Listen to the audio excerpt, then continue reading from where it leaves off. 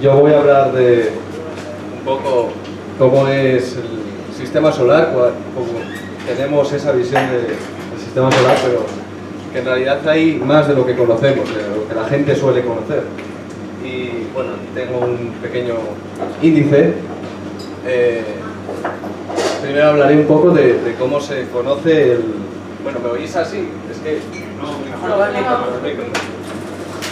Mira, que eso tiene que estar. Mira, tienes que... Acércate, no. Vale, no.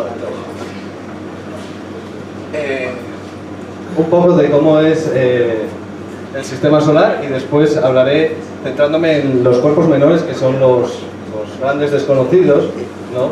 Que la mayoría de la gente no conoce tanto sobre ellos, sabe de cometas, un poco de asteroides, pero no lo suficiente. Después un poco me centraré en los neos, que son una especie concreta de cuerpos menores, y después posiblemente se me olvide hablar porque no hice diapositiva, y bueno. Primero me gustaría hablar de cómo es el sistema solar, de los tamaños del sistema solar. Aquí, bueno, si miramos solamente los planetas interiores, tenemos aquí muy bonito el sistema solar, ¿sabes? Después, si nos alejamos un poco más, vemos con los planetas exteriores el cinturón de Kuiper, que es esos puntos que veis por ahí. Y si nos alejamos aún más, vemos lo que es la nube de Oort, en donde están cuerpos helados como cometas básicamente. Arriba pongo unas equivalencias, una unidad astronómica, 150 millones de kilómetros, mucho conoceréis, y un año luz, pongo todos esos dígitos para nada, y después 63.200 unidades astronómicas. Fijaos aquí en los tamaños, que ahora voy a recalcar. Bueno, esta tabla, muchos números y bueno, no aporta mucho. Pongo los planetas y el Sol y Plutón, vemos las masas, son del orden de 10 a la 25, 10 a la 23, son masas inmensas. Los diámetros, Venus y la Tierra más o menos son del mismo tamaño, ¿no? Y después, esto es lo que me interesa, si tuviésemos al Sol como una esfera de 2 metros, más o menos esto, ¿no? Los planetas escalados a esa escala, era para repetirlo, vemos que Mercurio son tan solo 7 milímetros, no llega ni al centímetro, y la Tierra, por ejemplo, son unos 2 centímetros. Unos 2 centímetros comparado con esto es muy pequeñito. Después Júpiter es el más grande, 20 centímetros, unos 20 centímetros que son mi mano, ¿vale? Aquí. Ahora, bueno, ya no me meto más en el tema, que son el cinturón de asteroides y el cinturón de Kuiper y la nube de Oort. Vale. El cinturón de asteroides se sitúa entre Marte y Júpiter, entre 2 y 4 unidades astronómicas. Se empezó a conocer entre el siglo XVIII y XIX, cuando Giuseppe Piazzi, no sé si lo pronuncio bien, descubrió, bueno, se creía que tenía que haber ahí un planeta. Faltaba un planeta ahí, por una razón que lo voy a explicar después. Y descubrió en 1801, este señor, Ceres. Y claro, toda la comunidad científica estaba ilusionada porque habían descubierto ese planeta que faltaba, pero en realidad no. Giuseppe Piazzi creyó en un principio que era un cometa, pero al ver que la órbita, bueno, Gauss calculó la órbita, Gauss está en todos lados. Gauss vio que la órbita no era la de un cometa. Bueno, tiene un diámetro de 945 kilómetros. Esta es la razón por la que pensaron que aquí había un un planeta. Esta se llama ley de Titius-Bode, ¿no? Esa es la formulación original. Si tú sustituyes esos valores, 0, 3, 6, 12, es el doble del anterior siempre. Lo sustituyes en esa ecuación, te da unos valores y que coinciden exactamente con las distancias en unidades astronómicas de los planetas. Y bueno, según, mira, coincide bastante bien todos estos. Aquí faltaba un planeta, no había ningún planeta de aquella. Entonces decían, en 2,8 ¿qué hay? Y empezó a aparecer ese Ceres.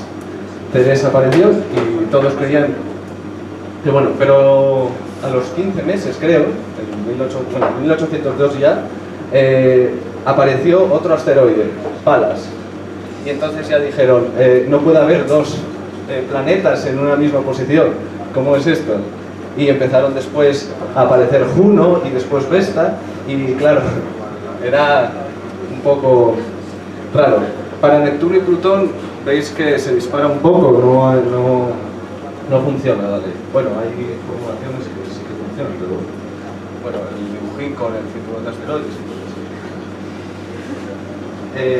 Bueno, eso lo pongo ahí. Ah, se me olvidó que aquí, lo de la luz zodiacal que, a ver si me abro. Sí. Esta es una foto del Gran Telescopio de Canarias, el GTC, en La Palma está. Esta es la luz zodiacal. La luz zodiacal se produce por la dispersión del polvo interplanetario, ¿no? del cinturón de asteroides, de todo ese polvo que anda merodeando por ahí. La luz del Sol se dispersa en el polvo y produce ese efecto.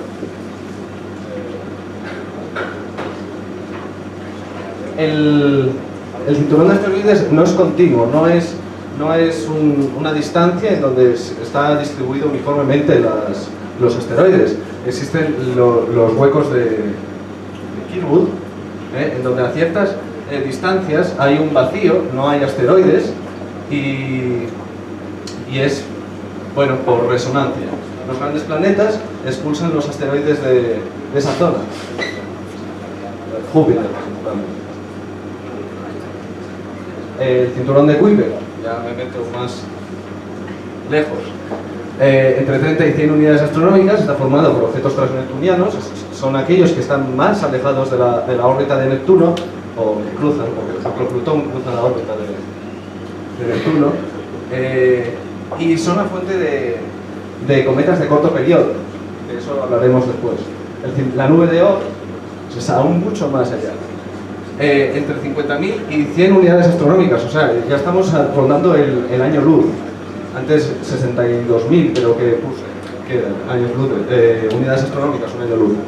También formados por objetos transneptunianos y puse que son cometas de largo periodo. Por ejemplo, el Halley-Bopp, que no sé si habréis oído hablar de él, es este. Esto es una cola de polvo, esta es la cola iónica, que ya hablaré.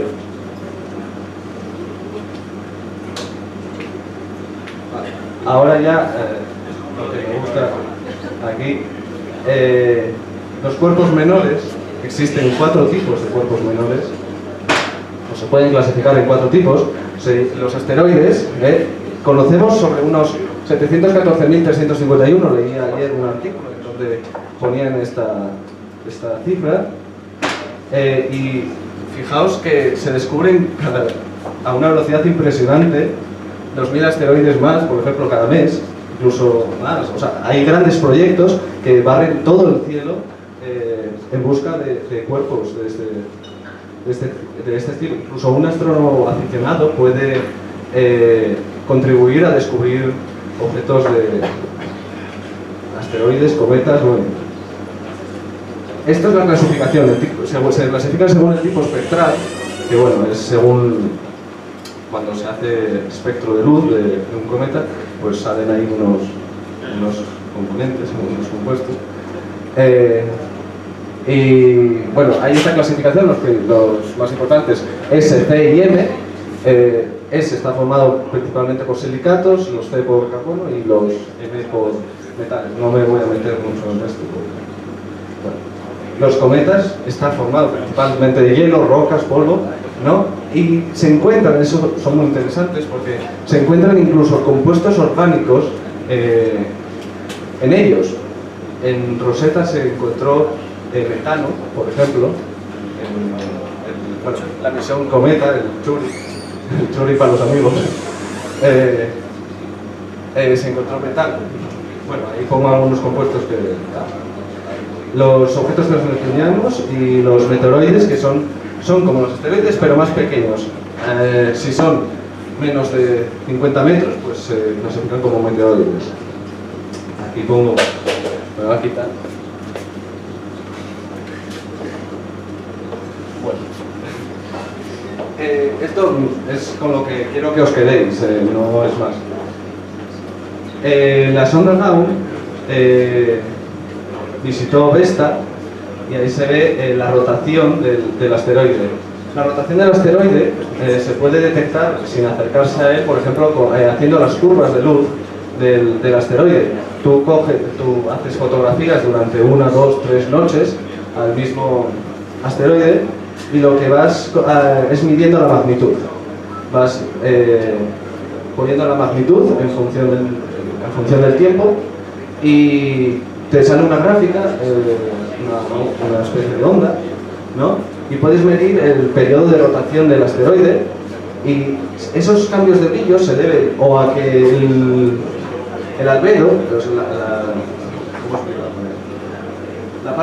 la luz que refleja el asteroide no es uniforme y ahí tiene zonas más oscuras, zonas más claras, eso se debe a distintas composiciones, por ejemplo.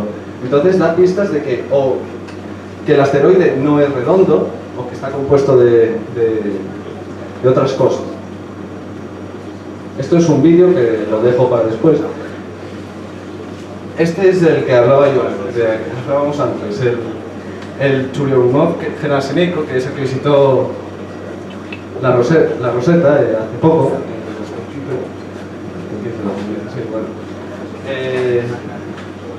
Aterrizó por aquí. Bueno, aterrizó, se estrelló más bien por aquí. Son pequeños, ya lo dije, pequeños cuerpos, pequeños, bueno, sí, pequeños. Tienen órbitas muy excéntricas. Fijaos, esta es la órbita del Halley, la roja,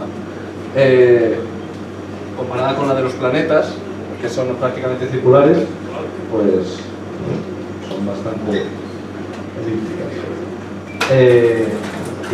¿Por qué son interesantes verlos? Porque forman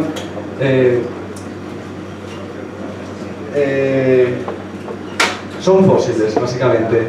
Dan mucha información sobre cómo se formó el sistema solar, qué es, incluso de cómo de dónde viene la vida en la Tierra, de dónde procede el agua, no solo los cometas, sino también los asteroides. Y bueno, ya dije, existen dos tipos, de largo periodo y corto periodo. Los de corto periodo son a partir de 200 años, o sea que duran 200 años el periodo orbital o menos. Y los largos de largo periodo. Eso es una foto del cometa Catalina, que es del año pasado, este año también, estaba un poco a principios de este año. Y vemos que las partes, un poco, que son la cola de iones, que es la que antes veíais, que era azul en el otro cometa, y la cola de polvo, que es la otra zona. Aquí sería, esto es la cabellera, que también se llama, y lo pone como coma. Tiene ese color verde porque se excitan los átomos que están ahí, la radiación solar excita los átomos, los electrones saltan a una capa superior y cuando se vuelven a relajar, vuelven a su estado original, los electrones, pues emiten fotones. ¿Por qué observarlos? Por esto. Y ahora me voy a meter más en el tercer punto. Ya, todo esto ya lo dije, el origen de la vida y todo esto, pero también para prevenir colisiones con la Tierra. Hay ciertos asteroides que están tan próximos a la Tierra que tienen peligro de colisionar con nosotros. Por eso es recomendable mejorar las órbitas de estos. Todo el mundo, bueno, todo el mundo no, el que tenga un poco de equipo, ¿no? puede mejorar las órbitas de los asteroides y es bastante importante. Este es el cometa Catalina, el mismo que antes, que es más feo, ¿no? Pero es útil científicamente, por decirlo así. Es un vídeo que saqué yo, que me costó la vida. No sé si se verá, no se ve. Bueno, ya si eso lo pongo después. Se veía el cometa moverse hacia estos lados. Y si tú superpones las imágenes dejando las estrellas fijas, lo que ves es la línea, ves cómo el cometa se mueve. Y si haces lo contrario, dejas el cometa fijo y las estrellas moverse, pues sale esto. El coma es... Esto es lo que se obtiene después de tratarlos y ver la fotometría. Esto no es tampoco muy importante para esta charla. Esto obtiene la fotometría en distintos cuadrados, ¿no? La relación señal-ruido es, bueno, la fotometría y aquí el ARRO lo que te indica, el ARRO es la actividad cometaria. Es si es muy activo o si está más bien tranquilo. Los cometas son muy difíciles de predecir cuál va a ser el brillo cuando se acerquen al Sol. Pueden dar predicciones de llegar a la magnitud -4 y ser visibles a simple vista y quedar impresionantes, y después no llegar ni a la magnitud sexta. Esta es la curva de luz de la que os hablaba antes. Según cómo rota el asteroide o el cometa, da igual, vemos esa variación de brillo, y si mides entre máximos, pues el periodo orbital. Ahora los neos. Los neos son esos cuerpos cercanos que tienen peligro de colisión, algunos más que otros, y siendo más precisos, como pongo ahí, son cuerpos que están a menos de 1,3 unidades astronómicas. Están ya cerquita de la órbita de la Tierra, ¿no? A 1 unidad astronómica. Dentro de los NEAS, de los NEOS, existe una clasificación. NEAS son para asteroides, NEX para los cometas, y bueno, meteoroides y satélites. Los satélites me parece una tontería ponerlo, pero bueno, porque los satélites, claro, si tú tienes ahí orbitando en la Tierra, los satélites evidentemente van a estar próximos a ella. Es bastante absurdo, pero no tienen peligro de colisión. Bueno, no tienen peligro de colisión en un principio. Bueno, existen los potencialmente peligrosos, que esos son los que interesan investigar, mejorar sus órbitas y eso. Los FOS, los Potential Hazardous Objects. Se conocen actualmente unos 1704. Esta es lo que yo había puesto en un póster hace tiempo, pero ahora unos 1700.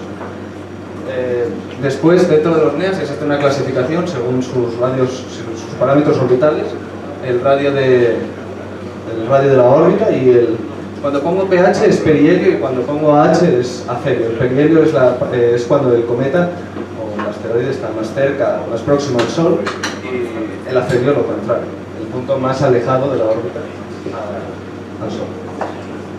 Y bueno, no me voy a entretener tampoco mucho más.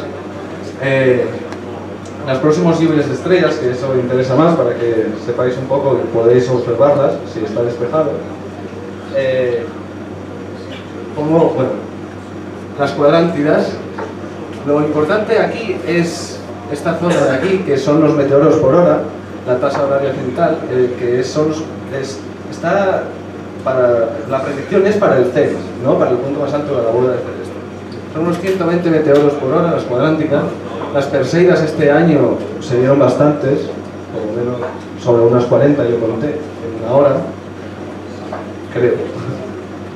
Y esas son las más importantes, Leónidas y Gemínidas también. Las Leónidas pueden dar estallidos bastante fuertes y quedarte alucinado. Y otras veces son pues una mierda. Y bueno, aquí pongo los cometas o asteroides que los crean. Fateón, bueno, también era el nombre del planeta que se creía, el pseudonombre, porque no fue un planeta tampoco, el planeta que se suponía que estaba entre la órbita de Marte y Júpiter, se le llamó Fateón y creía que Ceres, Palas y todos estos eran los restos de ese planeta. Esto ahora es un asteroide de tipo Apolo, es un Linear Object Near, y aquí, por ejemplo, son el cometa Halley produce 2 lluvias de estrellas, Oriónidas y Eta Aquaridas, y esto es el radiante, es donde parece venir todos los asteroides. Y esas son las fechas que, bueno, apuntáis la primera y las dos últimas, si que acaso la tercera. Y ya está. Bueno, tengo tiempo. Sí. Voy a poner el vídeo.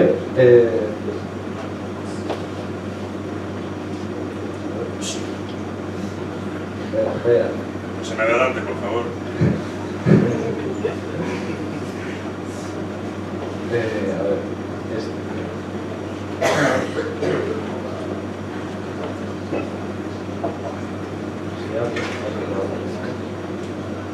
ahora, esto es un vídeo que muestra los asteroides descubiertos desde más o menos 1980 hasta el 2014, creo recordar. Este es el número de asteroides, los puntos azules son los planetas, el amarillo es el Sol, evidentemente. Esto es el cinturón de asteroides, veis que cada vez se descubren más. Van a aparecer por aquí unos objetos rojos que son los NEAs, también los amarillos aparecen por ahí. Voy a ir adelantando porque si no este vídeo dura 5 minutos. A ver. Ya van 13.600 descubiertos. En 1900 ya empiezan algunos proyectos de búsqueda de asteroides. Cada vez se descubren a más velocidad, ese número empieza a extender de forma bastante significativa. Empiezan proyectos como Linear, muchas veces veréis Cometa 2012, no sé, X1 o eso, Linear, entre paréntesis, y esos son que los han descubierto proyectos de búsqueda de asteroides y están continuamente barriendo el cielo. Fijaos que ya la cantidad de asteroides que se han descubierto está por ahí, esa cifra enorme, ¿no? En 2004, por aquí esos puntitos rojos que no se aprecian muy bien en la pantalla, aquí sí, pero aquí, bueno, algunos se ven. Esos son los que hay que tener, porque fijar que está justo en la órbita de la Tierra, y esos hay que tenerlos vigilados. En 2013 creo que fue que chocó un meteorito de Rusia, creo que fue, en 2012. Bueno, por ahí, por esas fechas, más o menos una.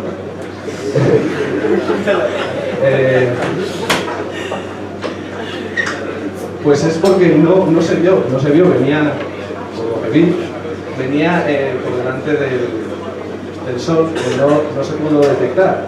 Entonces, claro, liberó una cantidad tremenda de energía en Rusia. Los rusos que van a vivir poco.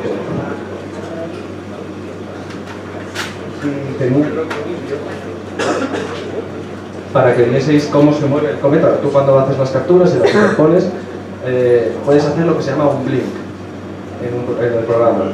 Y el blink lo que te demuestra es eso, los objetos que se están moviendo. Tú puedes hacer fotos a un campo y estás observando, yo que sé, una supernova, estás intentando obtener la curva de luz de una supernova, estás siguiéndola, o de un quasar, y que no lo puse.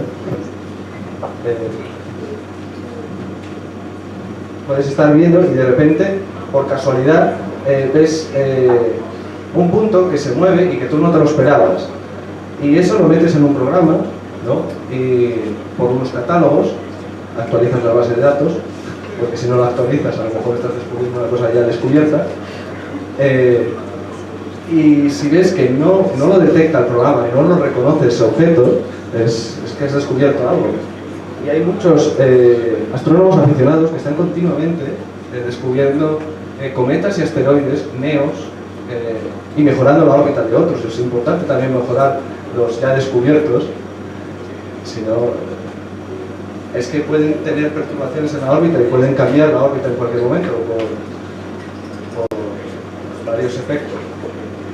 Hay un efecto debido a la presión de la luz solar, y si no por atracciones gravitatorias, choques, no sé. Y ahora me voy a centrar un poco en buscar esto.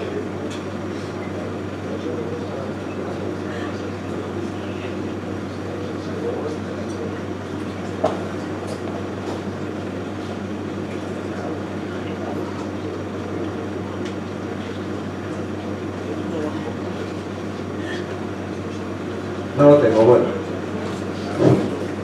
No lo debo entender. Da igual. No hago spoiler, no hago spoiler. Bueno, y esta es la pregunta.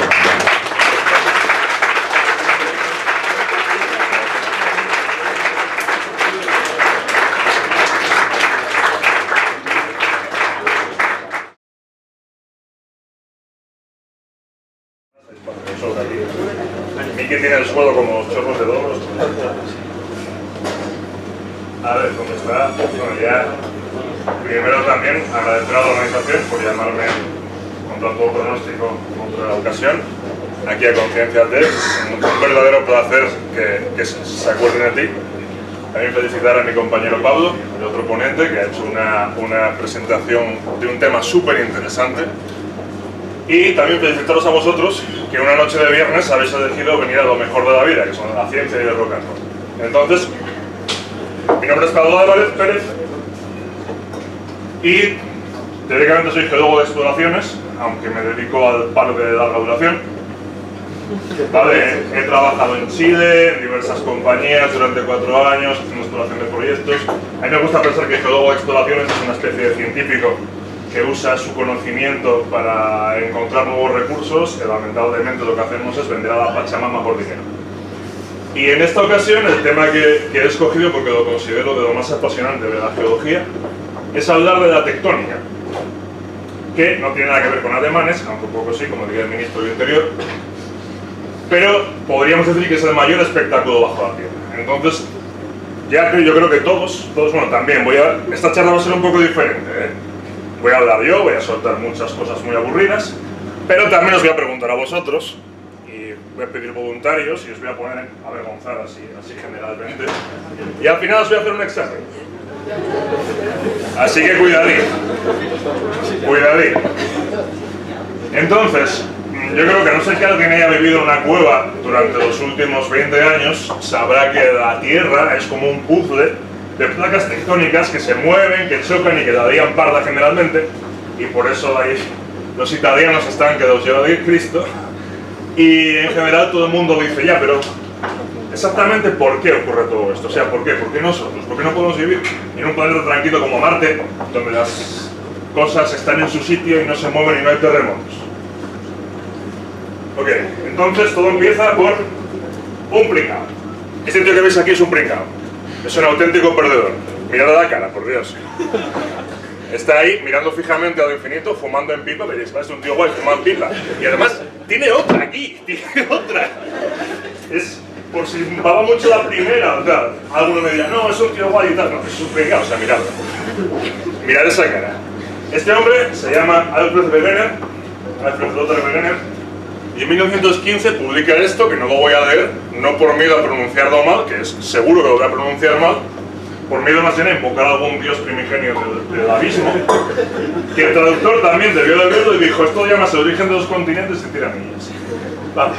Wegener publicó en 1915 el origen de los continentes, lo cual tiene mérito, porque en 1914 fue llamado a filas y combatió la Primera Guerra Mundial y lo hirieron en combate.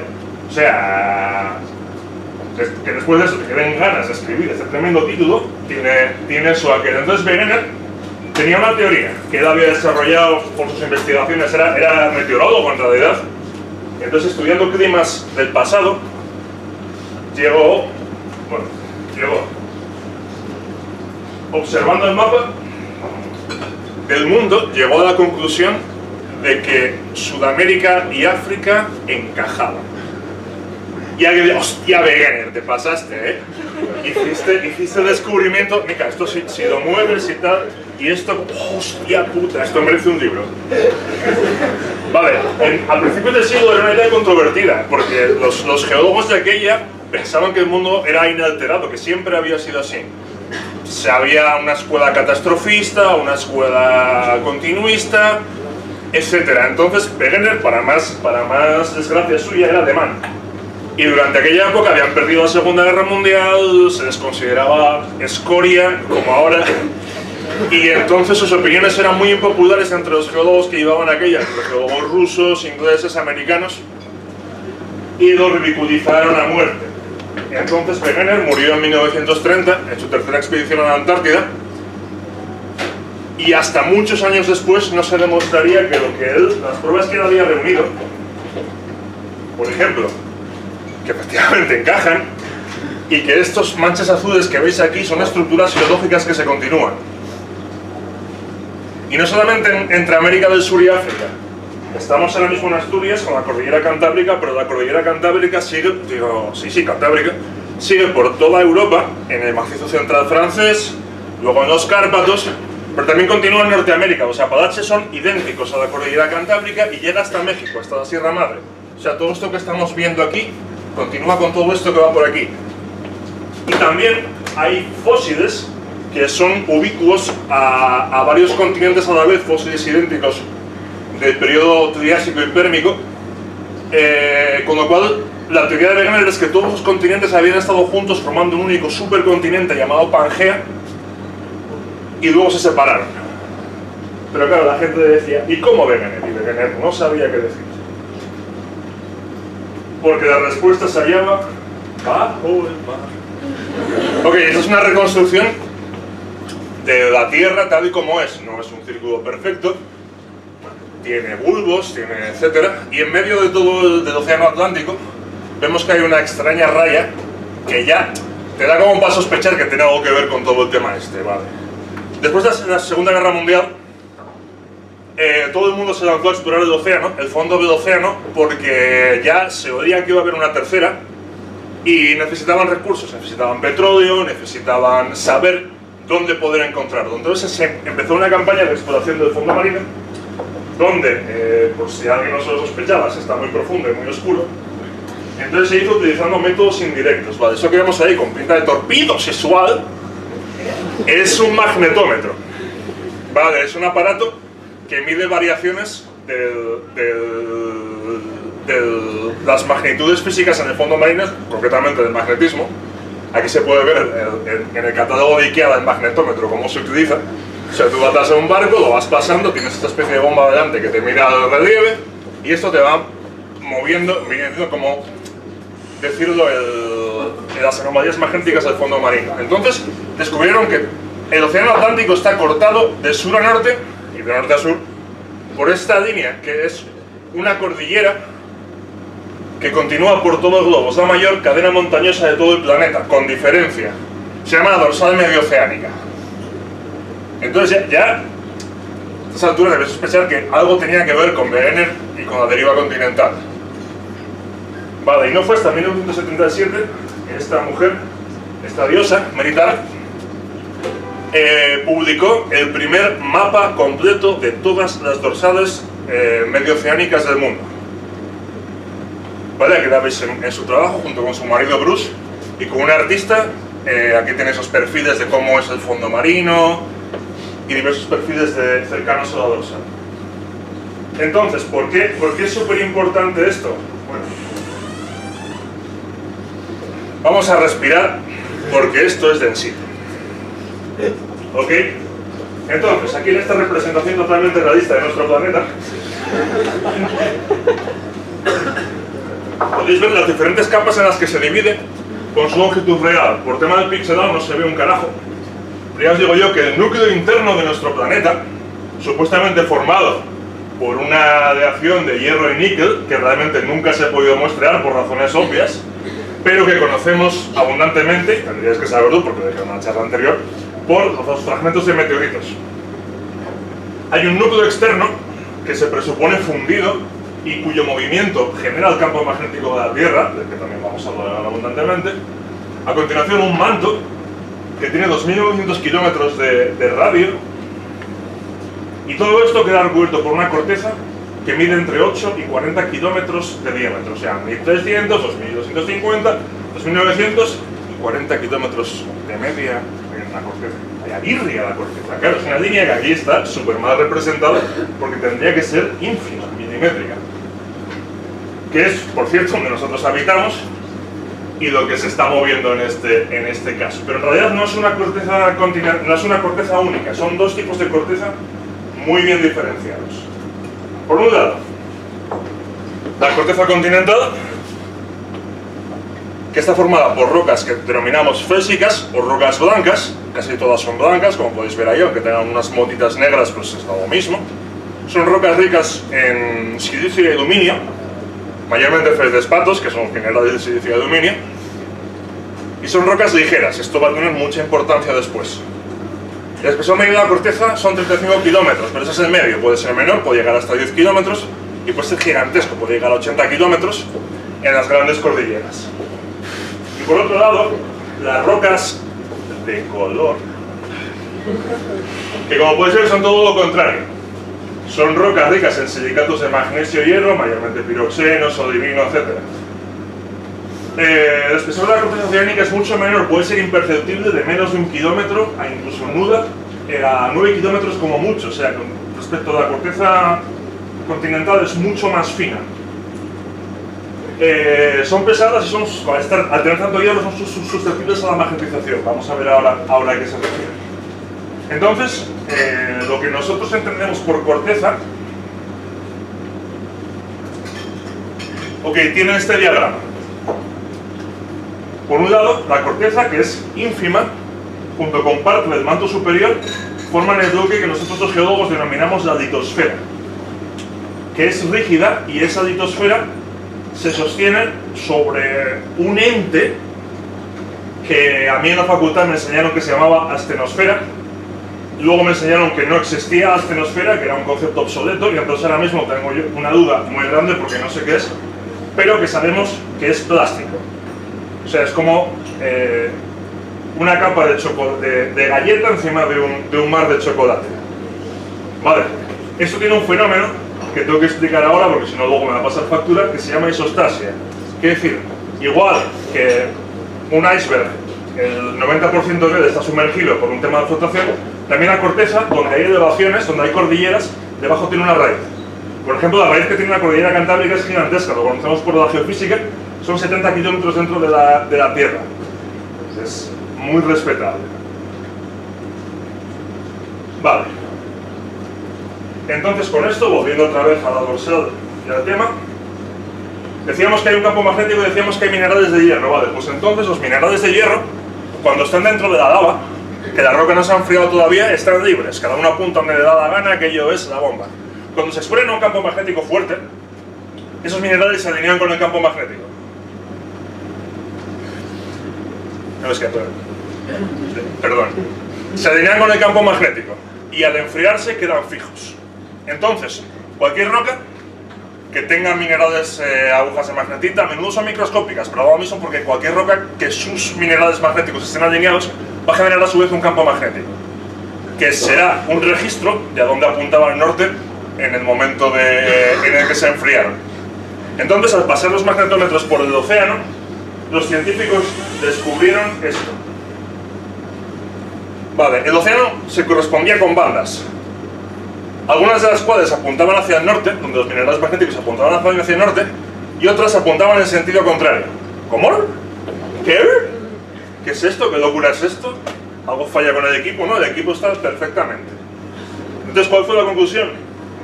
La primera es que en la dorsal el espesor de la corteza es cero. El manto está directamente expuesto.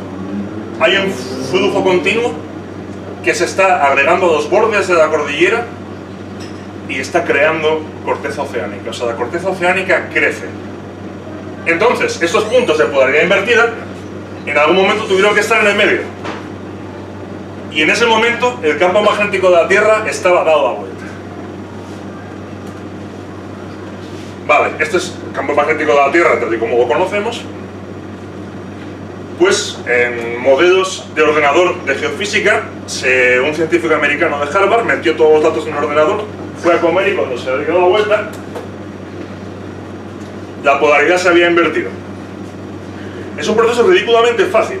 O sea, la historia de la Tierra ha ocurrido cientos de miles de veces. Y las rocas del océano lo han registrado, de modo que es perfectamente posible datar la edad del océano por su polaridad magnética, por la banda en la que está. Entonces, el mapa completo de nuestros océanos es este, bueno, parte de ellos. Vale, este es el Atlántico. Y podéis ver que las bandas rojitas tienen edad cero, se acaban de crear, son recién nacidas. Mientras que las bandas más oscuras son corteza oceánica de más edad. Vale, ahora yo pregunto, ¿qué parte del Atlántico lleva más tiempo expandiéndose? ¿El norte o el sur?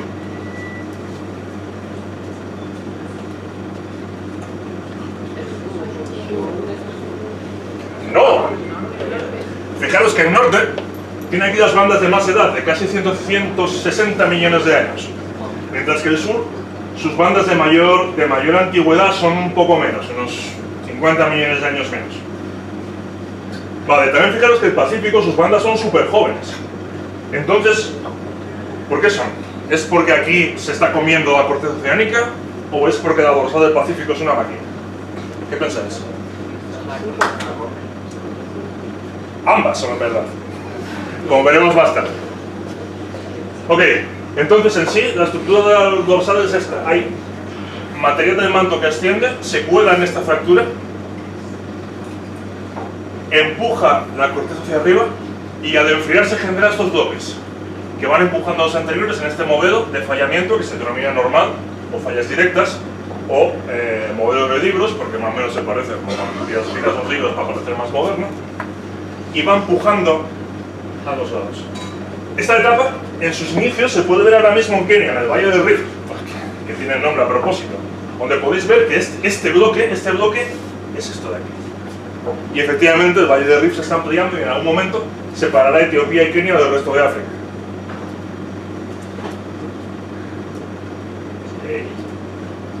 Vale, este es el mapa completo de las dorsales de... La cámara está ahí. Mapa completo de las dorsales del planeta. Efectivamente, aquí, o sea, aquí la corteza del Pacífico está avanzando a una velocidad inusitada. Las zonas más antiguas están por aquí. Y por ejemplo aquí, aquí debe estar Japón, esto es el mar de China, y aquí veis que hay unas zonas de corteza nueva, relativamente nueva. Sobre ellas vamos a ir más tarde. Vale, esto es un trabajo de chinos, pero en sí viene ya a confirmar un poquitín que Recael andaba en lo cierto. Entonces, vale. Fallo mío. Una cosa que podéis ver por allá abundante es que aquí la dorsal pega como saltos. Vale, entonces, ¿qué está pasando ahí? ¿Qué está pasando? ¿Qué es esto? Vale, no, la dorsal no siempre crea la misma velocidad. Entonces hay veces que hay zonas que tienen más empuje que otras y la corteza ajusta sus movimientos mediante fallas transformantes, que vamos a ir con ellas poquito a poquito. Las fallas transformantes nada más que hacen una especie de ajar, un bloque va para un lado, otro va para otro, pueden ser dextrales. Si tú estás aquí y este chaval, tan bajo, va para el otro lado, es una falla transformante sinestral. Y sin embargo, si se mueve a mi derecha es una falla dextral. Vale. ¿Por qué son importantes o bastante importantes como para... Oye, que no es coña, ¿eh? ¿Por qué son importantes? Primero, porque son fallas muy sísmicas, con muchos terremotos. Y lo segundo, porque son muy importantes a la hora de que se filtre material del manto hacia arriba y genere depósitos minerales. Entonces, la falla transformante más famosa del mundo, todos habéis oído hablar de ella, no sé, cada vez que va a una cueva, es la falla de San Andrés. Aquí se puede ver perfectamente el trazado de la falla y ahí, si os fijáis, algo falla con la línea de árboles y podéis ver el movimiento. Unos metros al año. De hecho, bueno, no creo que sea la falla de San Andrés, será alguna falla subsidiaria. que sigue el movimiento de la falla de San Andrés. Y entonces alguien mencionó terremotos, hablemos de terremotos. Porque es importante comprenderlos. Vale, un terremoto es la liberación de mucha energía elástica a la vez en la corteza terrestre. La corteza es rígida, entonces aquello no absorbe la energía elástica y por definición vibra todo. Entonces eso es la radiografía de un terremoto. ¿Vale? Las primeras ondas que llegan a nosotros son las ondas P, cuyo movimiento, si una partícula estuviera en mi ombligo, y perdón por lo que va a ocurrir, sería este.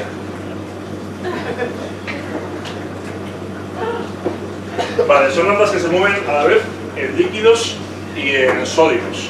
Al contrario de sus primas hermanas, las ondas S, cuyo movimiento sería... Estas no se mueven por líquidos, ¿vale? Son así vagas, pero son las que más información nos dan sobre el interior de la Tierra, dado que al llegar a ciertas capas del manto, son ondas que rebotan. Entonces ahí sabes cuando te has encontrado con una parte del manto que esté fundida. Y después vienen las ondas R y L, ondas superficiales, cuyo movimiento más o menos sería... y que son las causantes de los efectos devastadores de los terremotos. Entonces, ya hemos visto que la corteza se crea, hemos visto que la corteza se mueve, a veces haciendo un breaking dance, pero ahora vamos a ver cómo se destruye. Vale, esta imagen que estáis viendo es una captura de pantalla de un programa, de una página web de localización histórica de terremotos y de volcanes. Las plumillas rojas que veis son volcanes que han entrado en erupción. Y los pelotas son los terremotos que han ocurrido. El tamaño de la pelota indica lo cercano que es el terremoto con respecto a la fecha en la que está. La magnitud del terremoto viene por ese color de ahí. Y tenemos la inmensa suerte de poder verlo en YouTube.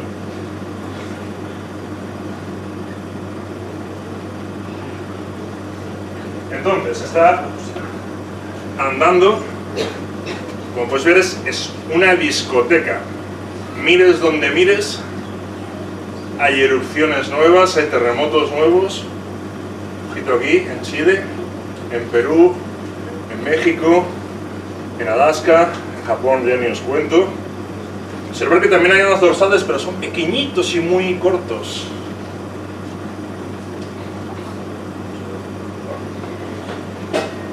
La bomba. Esta... ¡ay! Se la ha cortado.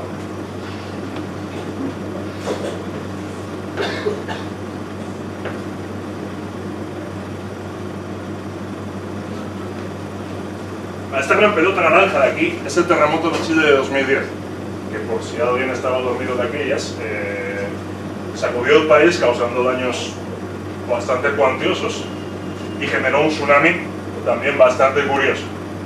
Vale, a mí no me tocó, yo llegué a Chile a principios de 2011, pero a un amigo mío sí le tocó, y su testimonio fue que bajaba corriendo las escaleras de su casa con el primer minuto del terremoto y se encontró que el suelo estaba ondulando, como si fuese. Se quedó flipando, dijo, hostia, esto no puede ser. Ocurre así, la vibración es tan grande que hace que toda la placa y todo el suelo cambie su comportamiento. Entonces, si algún día os pilla un terremoto de esas características, lo que tenéis que hacer es agarraros a un árbol. Porque los árboles son lo único que no se caen. Ok, y entonces a esta enorme discoteca geológica llena de volcanes y de terremotos, pues hay controversia. Alguien está en contra de los árboles, alguien no se fía de ellos. Tuve una compañera de trabajo que desconfiaba de los árboles, decían que los árboles escondían algo. Y no podía irse a vivir al sur de Chile porque decía que había demasiados árboles y que daban miedo. Vale, esto se denomina el cinturón del fuego del Pacífico. Y es un lugar... Perdonad, eso es para una presentación que había Carlos Páez. Perdonad. Vale, entonces...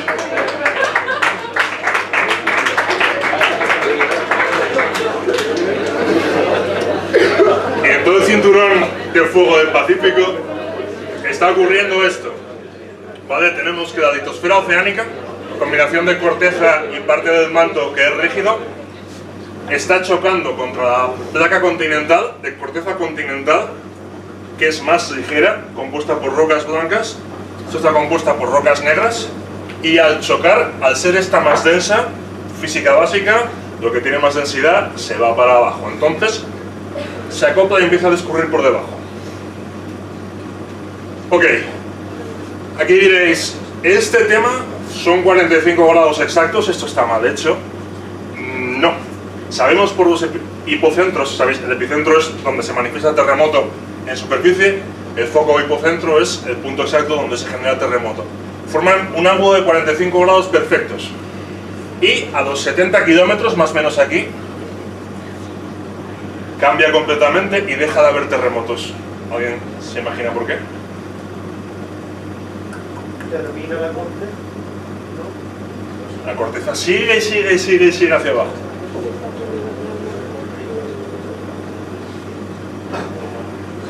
Acláralo, venga. Ah, no es en evidencia. Vale, esta corteza que está bajando, de repente pasa de ser corteza fría, muy hidratada, y a los 70 kilómetros ya de repente se ha doblado mucho, se está calentando y el régimen de la materia pasa a un estado donde es dúctil, es como plastilina. Entonces ya no genera el rozamiento que provoca los terremotos. Y pasa a una deformación plástica. Vale. Todas las zonas de subducción, que es como se llaman estas zonas donde se destruye corteza oceánica, tienen casi todos los mismos rasgos. Tiene una fosa, donde la placa se dobla, tiene un prisma acrecionado, que es como la papelera de la Tierra, donde van todo lo que cae del continente y todo lo que raspa la placa aquí se junta en unos depósitos que los geólogos denominamos melanges. Y luego tiene un arco volcánico. ¿Por qué? Al bajar esta placa y entrar en este manto que está caliente, esta es una parte muy erótica, por eso la llamamos reggaetón geológico. Entonces, aquí empieza a ocurrir algo muy reggaetonero. La fricción, la hidratación y el calor hacen que, bueno, voy a decirlo yo porque es ya un poquitín obvio, hacen que esta placa inferior se funda, pero sobre todo hacen que se deshidrate. Entonces, al deshidratarse, esos fundidos que se forman, que no podemos llamar magma, porque el magma tiene una definición bastante estricta, suben hacia arriba, donde funden y calientan rocas de la corteza continental y sí generan magmas que migran hacia arriba y salen por aparatos volcánicos, formando lo que se llama el arco volcánico o arco isla en caso de que no esté en el continente. Vale, por eso todo el borde del cinturón de fuego del Pacífico está lleno de volcanes y de terremotos. Vale, hay a grosso 4 tipos de subducción. La más habitual y típica es esta, donde la placa oceánica se introduce debajo de la placa continental generando una cordillera con volcanes. Luego esta es igual, solo que aquí genera un tramo de corteza continental, de corteza oceánica, perdón, donde no ocurre nada, mayormente nada. Entonces es un mar muy agradable, con los volcanes aquí, con el continente aquí, pero que suele generar en este segundo, cuando ya el empuje de esto es demasiado, y entonces el arco volcánico empieza a migrar hacia el continente para darse la gran hostia. Y finalmente, la más divertida de todas es cuando dos continentes se encuentran, que entonces uno de ellos aprende lo que es perrear. Como los continentes ambos están formados por corteza continental ligera, es una cosa muy aleatoria, pero generalmente involucra un mogollón de violencia. Vale, nosotros estamos en Asturias, si nos vamos un poquitín hacia allí donde hay pulpo y hablan raro, hacia Galicia, hay varios lugares que demuestran que en cierta ocasión nosotros fuimos a perder. O sea, hay rocas que solamente pueden provenir del fondo de la corteza continental. O sea, esto que estamos viendo aquí ocurrió aquí. Veremos luego. ¿Ejemplos de esto? Pues de la colisión cordillerana más clásico de todos es los Andes, ¿vale? Esto es Argentina, esto es Chile, aquí se puede ver la isla grande de Chiloé. Desde este punto, donde prácticamente aquí está Tierra del Fuego, hasta prácticamente Centroamérica, hay una cordillera continua, muy volcánica, con su arco volcánico perfectamente desarrollado. De hecho, tiene varios arcos volcánicos que van migrando hacia el interior, porque cada vez el empuje de esta placa es mayor. Vale, ejemplo de arco de islas. Uy, mierda, vale, bueno, ejemplo de orógeno acondicional. El absoluto que todo el mundo le viene a la cabeza es el Himalaya, tremenda cordillera, como se puede ver aquí, el Foreland, las tierras bajas, que serían la India, y aquí las Hinterland, las tierras altas, que serían China. Puedes ver, o sea, el cambio de color es alucinante. Arco de isla, Japón, más arco de isla imposible, súper volcánico.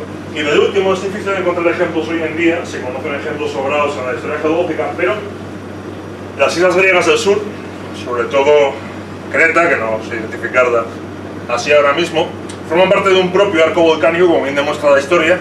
La civilización minoica y la civilización cretense, ambas fueron destruidas por erupciones volcánicas que migran lentamente hacia el norte y llegarán a un momento a chocar contra la península del Peloponeso. Entonces, dije que iba a poner un examen.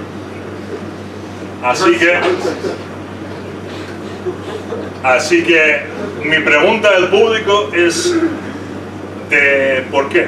¿Por qué la Tierra se toma tantas molestias en moverlo ahí, en crear corteza que va a destruir, en causar terremotos? ¿Por qué?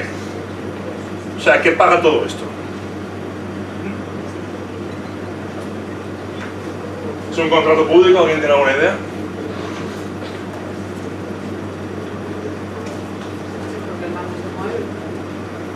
Chancha, muy bien, muy bien. Por favor. ¿Alguien ve documentales grabados? Vale. Sí, es porque el manto se mueve. Vale, sabemos que el manto genera unas corrientes de convección de material. Entonces, esas corrientes de convección, cuando ascienden, traen material que está caliente, que está, no sé, yo creo que la charla es erótica de cojones, está caliente y que sale directamente por las dorsales, aportando ese material que hace crecer la corteza. Y en las zonas donde el manto va hacia abajo, con rocas que ya están frías, que han aportado su calor, entonces ocurren las zonas de subducción. Vale, durante mucho tiempo se creó que el movimiento del manto paralelo a la corteza era lo que causaba el principal motor, pero hoy en día se sabe que no es así. De hecho, hay zonas donde el movimiento de la corriente de convección paralelo a la corteza, de hecho, está frenando la placa. Entonces, el principal movimiento es el movimiento de ascensión y el movimiento de descenso. Vale. También sabemos, o sospechamos, porque aquí entramos ya en magia, que el manto está formado por una roca teórica llamada pirolita, que estaría entre la composición de lo divino, que es ese mineral de allí, tan verde, la peridotita, que sería esos xenoditos, o sea, fragmentos de una roca envueltos en un magma verdes, o la eclogita, esta roca, más dura que el demonio, que representaría las partes de la corteza inferiores. Vale.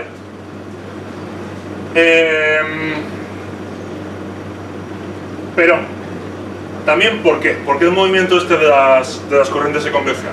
¿Qué es lo que causa todo? Porque está bien, es porque el manto se mueve, pero ¿por qué se mueve el manto? O sea, esto tiras un hilo que no sabes a dónde va a llegar. ¿Por?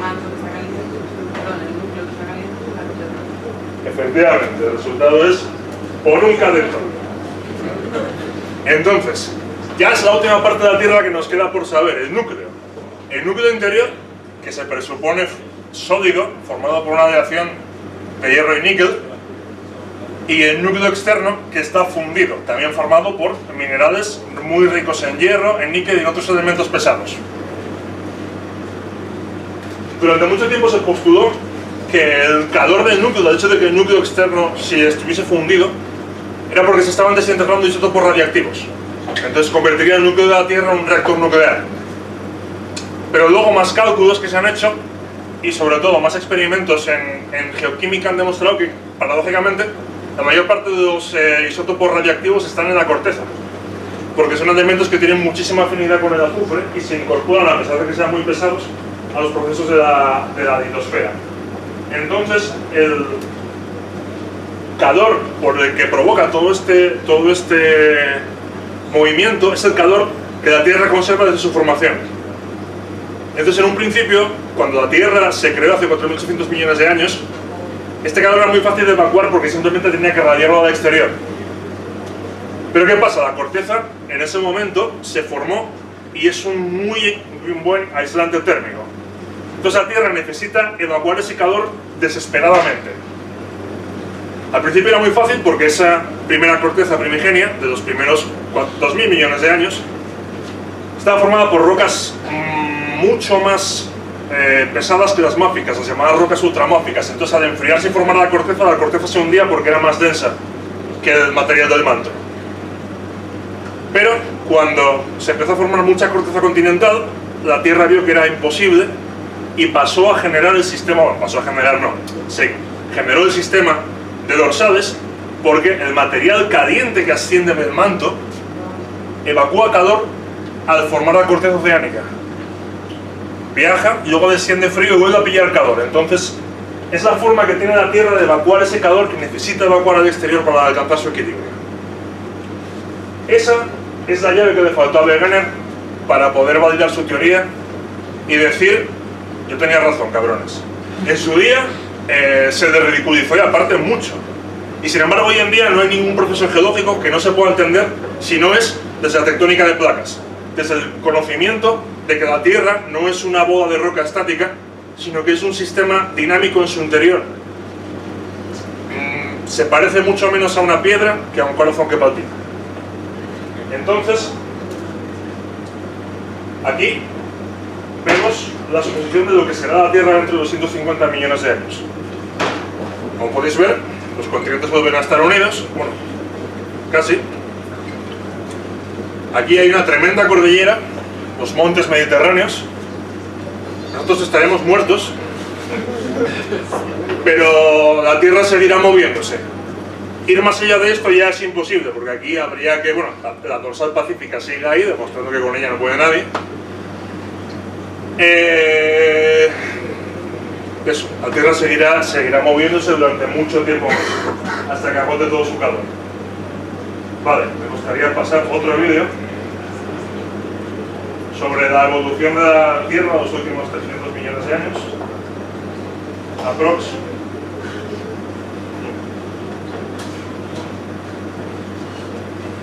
Vale, empezó con Pangea y ahí vemos cómo Pangea se está rompiendo. Por un lado, Gondwana y por otro lado, Laurentia Báltica y Abadonia. Para su boda. Y ahí ya Laurentia Báltica lo están buscando. Tra.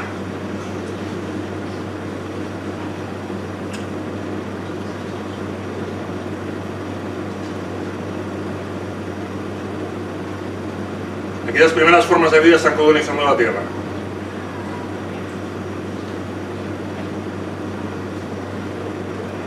Ya casi lo tenéis. Pangea. Esta es la Tierra que Wegener había teorizado. Y aquí, el Atlántico Norte se ha empezado a separar ya, mientras aquí todavía están los roceditos. Aquí el Atlántico Sur empieza ya a separarse. Ojito, mira dónde está la India. La India avanza con bastante caña. La India va por todas. Toma, paz. En toda la boca. Himalaya. Glaciación. Y nuestro mundo.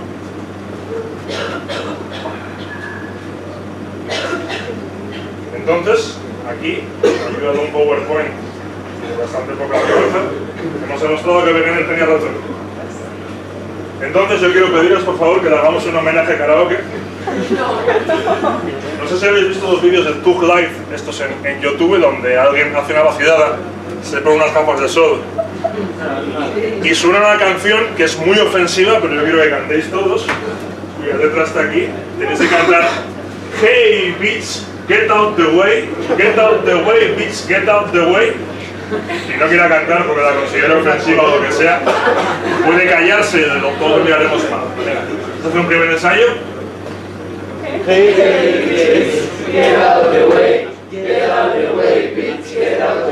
Fantástico. Un segundo ensayo.